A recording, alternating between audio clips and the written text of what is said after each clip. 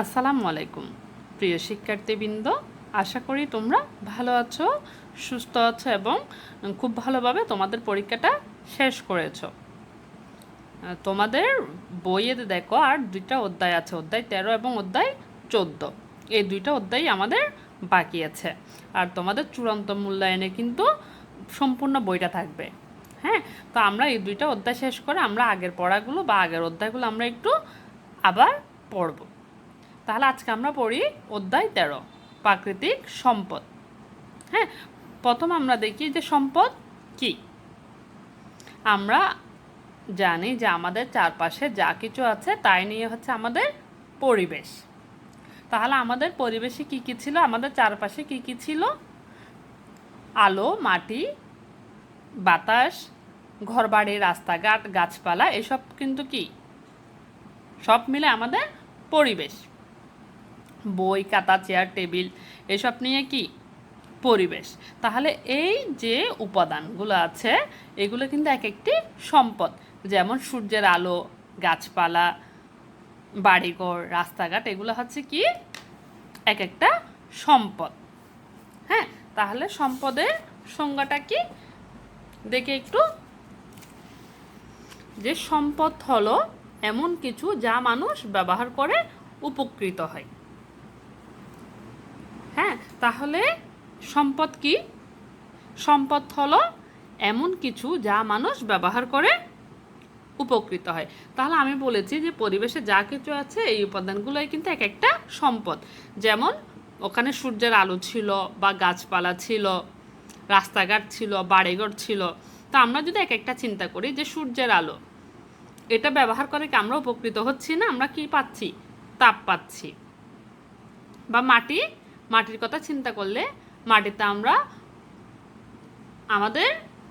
আমরা কি করতেছি? গাছপালা রোপণ করতেছি বা আমরা আমাদের ঘরবাড়ি নির্মাণ করতেছি। তাহলে এগুলা আমরা কি ব্যবহার করতেছি, ঠিক আছে? তাহলে এগুলাই হচ্ছে সম্পদ। এই সম্পদকে আমরা দুই ভাগে ভাগ করতে পারি। যেমন একটা হচ্ছে প্রাকৃতিক সম্পদ এবং অন্যটা হচ্ছে মানবসৃষ্ট সম্পদ। তাহলে কয় প্রকার সম্পদকে আমরা দুই ভাগে ভাগ করতে পারি? একটা হলো প্রাকৃতিক আর একটা হচ্ছে মানবসৃষ্ট। তাহলে প্রাকৃতিক সম্পদের মধ্যে কি আছে? যে প্রকৃতিতে পাওয়া যে সকল সম্পদ মানুষ তার চাহিদা পূরণের জন্য ব্যবহার করে থাকে তাই হলো প্রাকৃতিক সম্পদ। অর্থাৎ প্রকৃতি থেকে যে সকল সম্পদ মানুষ তার চাহিদা পূরণের জন্য ব্যবহার করে এগুলা প্রকৃতিতে পাওয়া যায়, এগুলো হলো প্রাকৃতিক সম্পদ। আর এই প্রাকৃতিক সম্পদ মানুষ তৈরি করতে পারে না। যেমন সূর্যের আলো, এটা মানুষ তৈরি করতে পারবে না। মাটি, পানি, বায়ু, গাছপালা, পশু পাখি ইত্যাদি হলো প্রাকৃতিক সম্পদ। তাহলে তোমাকে দিতে পারে যে গাছপালা কি রকম সম্পদ, সেটা কি প্রাকৃতিক নাকি মানবসৃষ্ট সম্পদ? তাহলে তোমাকে কি লিখতে হবে? এটা প্রাকৃতিক সম্পদ। তাহলে এই প্রাকৃতিক সম্পদগুলো কি মানুষ তৈরি করতে পারে না। তাহলে মানুষ তৈরি করতে পারে না কোন সম্পদ? তোমাকে সেটা দিতে হবে যে প্রাকৃতিক সম্পদ। তাহলে দেখো এইগুলো যে খনিজ সম্পদ এবং জীবাশ্ম জ্বালানি, এগুলো কিন্তু কি প্রাকৃতিক সম্পদ। তাহলে এই প্রাকৃতিক সম্পদ থেকে আমরা কি পাচ্ছি? খাদ্য, বস্ত্র, বাসস্থান এবং শক্তি পেয়ে থাকি। খাদ্য পাচ্ছি কীভাবে? আমরা গাছপালা থেকে খাদ্য পাচ্ছি, আমরা গাছপালা থেকে বস্ত্র পাচ্ছি। হ্যাঁ, তাহলে বাসস্থান, শক্তি, সূর্য থেকে আমরা শক্তি পাচ্ছি, আবার মাটিতে কি করতেছি? আমরা বাসস্থান নির্মাণ করতেছি। তাহলে প্রাকৃতিক সম্পদ থেকে আমরা কি কি পাচ্ছি? আমরা খাদ্য, বস্ত্র, বাসস্থান, শক্তি। এগুলো আমরা চাইলে উদাহরণ দিয়ে এভাবে লিখতে পারি। তাহলে এগুলো হলো কি প্রাকৃতিক সম্পদের গুরুত্ব, ঠিক আছে? তাহলে এখন দেখো মানবসৃষ্ট সম্পদ। তাহলে মানবসৃষ্ট সম্পদটা কি? মানুষের তৈরি সম্পদই হলো মানবসৃষ্ট সম্পদ। মানুষ কিভাবে এই সম্পদ তৈরি করে? প্রাকৃতিক সম্পদকে ব্যবহার করে, ঠিক আছে? এই মানবসৃষ্ট সম্পদ কিভাবে হয়? তাহলে মানুষ প্রাকৃতিক সম্পদকে ব্যবহার করে মানবসৃষ্ট সম্পদটা তৈরি হয়। ঠিক আছে, তাহলে এই প্রাকৃতিক সম্পদ এগুলোরই ব্যবহার করে মানুষ। যেমন গাছপালা হচ্ছে কি একটি প্রাকৃতিক সম্পদ। এই গাছপালা থেকে কি করে মানুষ, দেখা যাচ্ছে এখান থেকে আমরা কাঠ, গাছে যে কাঠ হয় এই কাঠ থেকে আমরা কি করি, ঘরবাড়ি নির্মাণ করি, আসবাবপত্র নির্মাণ করি। তাহলে তখন এটা কিন্তু আবার হয়ে যাবে তোমার কি মানবসৃষ্ট সম্পদ। যেমন এখানে আছে দেখো, কাগজ, প্লাস্টিক, কাঁচ, বিদ্যুৎ ইত্যাদি মানবসৃষ্ট সম্পদ। তাহলে এগুলো হচ্ছে কি মানবসৃষ্ট সম্পদের উদাহরণ। আর এই মানবসৃষ্ট সম্পদ তো প্রকৃতি থেকে আসে। গাছপালা ব্যবহার করে মানুষ নতুন কিছু তৈরি করে। আমরা গাছ থেকে পাওয়া কাঠ দিয়ে কি করি, ঘরবাড়ি তৈরি করি। আবার দেখা যাচ্ছে কি গাছ থেকে আমরা কাগজও পাই। তাহলে এই গাছ কিন্তু প্রাকৃতিক সম্পদ। ঠিক আছে, কিন্তু গাছ থেকে যখন এই গাছ থেকে কি কাঠ পেয়েছি, কাঠ থেকে আমরা বাড়ি নির্মাণ করতেছি, এটা হচ্ছে তাহলে প্রাকৃতিক সম্পদ। আর এই বাড়ি হচ্ছে কি মানবসৃষ্ট সম্পদ। কাঠ মানবসৃষ্ট সম্পদ। যেমন বালি, বালি হচ্ছে কি একটি প্রাকৃতিক সম্পদ। এই বালি কিন্তু আমরা চাইলে তৈরি করতে পারবো না, কিন্তু এই বালি থেকে মানুষ, বালিকে ব্যবহার করে মানুষ কি তৈরি করছে, কাঁচ। আবার কাঁচ থেকে তৈরি করছে কি গ্লাস।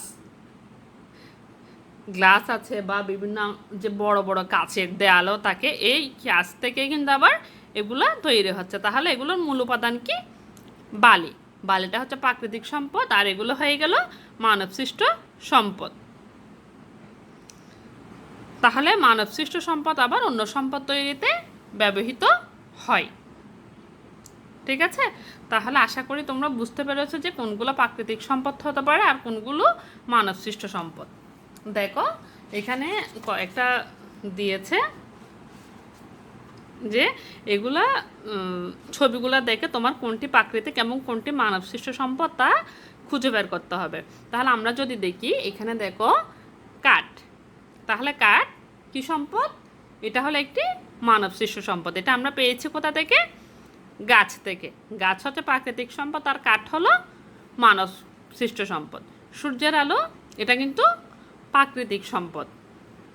সোনা এটাও প্রাকৃতিক সম্পদ, এটা মানুষ তৈরি করতে পারবে না। রাবার মানবসৃষ্ট সম্পদ। মাটি প্রাকৃতিক সম্পদ।